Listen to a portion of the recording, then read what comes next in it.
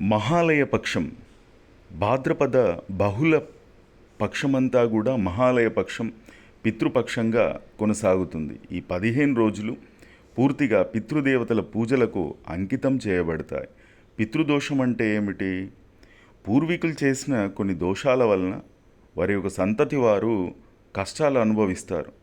జాతక చక్రంలో పితృదోషాలను గుర్తించవచ్చు.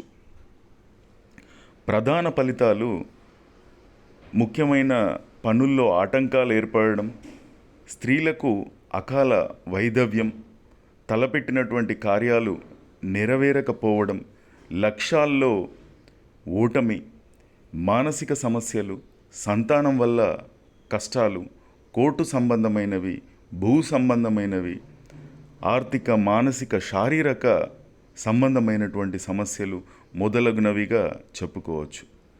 పితృరుణం తీర్చడం ఎందుకు అవసరం?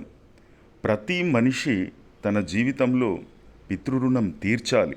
దీనివలన పితరులు తృప్తి చెందుతారు, వారికి ముక్తి లభిస్తుంది, వంశస్థులు సుఖ సంతోషాలతో జీవిస్తారు. మహాలయ పక్షంలో చేయవలసినవి: ప్రతిరోజు తర్పణం, శ్రాద్ధం చేయాలి. పితృతిథి తెలిసిన వారు ఆ తిథి రోజున శ్రాద్ధం చేస్తే ఇంకా బాగుంటుంది. ఒకవేళ ఇవేమీ తెలియకుండా ఉన్నటువంటి వారు అమావాస్య రోజున శ్రాద్ధం నిర్వహణ చేయడం ద్వారా సత్ఫలితాలను పొందవచ్చు. అలాగే ఈ రోజుల్లో శుభకార్యాలు చేయరాదు. శ్రాద్ధం యొక్క ప్రాముఖ్యత ఇక్కడ తెలుసుకుందాం. ఈ కాలంలో సూర్యుడు కన్యా రాశిలో ప్రవేశిస్తే పితరులు భూమికి వస్తారని పురాణాలు చెబుతున్నాయి. మహాలయ అమావాస్య నాడు వారు సంతతి ద్వారం దగ్గరే నిలబడి ఆశీర్వాదం కోసం ఎదురు చూస్తారు.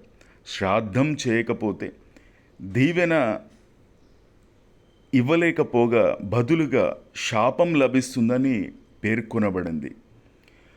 శ్రాద్ధం చేసేటువంటి మార్గాలు: నువ్వులు, గూఢ మిశ్రిత అన్నం సమర్పించాలి. అన్నదానం అక్షయ ఫలితాన్నిస్తుంది. శాకాహారంతో చేసినటువంటి శ్రాద్ధం ఫలదాయకమే.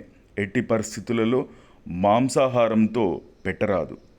ఆర్థికంగా కుదరకపోతే గోవుకు గ్రాసం పెట్టినా లేదా కేవలం ఆకాశాన్ని చూసి కన్నీరు పెట్టుకున్నా అది పితృదేవతలకు అర్పణమవుతుందని శాస్త్రవాక్యం. మహాలయ పక్షంలో శ్రద్ధతో చేసేటువంటి అన్నదానం అనంత కోటి యజ్ఞఫలం ఇస్తుంది.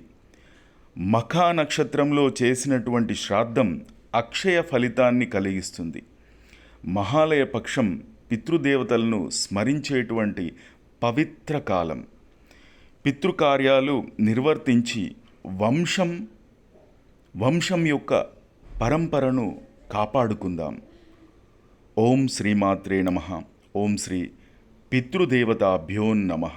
తప్పనిసరిగా ప్రతి ఒక్కరూ పితృదేవతలను ఆరాధించండి, వంశాభివృద్ధిని పొందండి, వంశాన్ని చక్కటి సన్మార్గంలో, దైవ మార్గంలో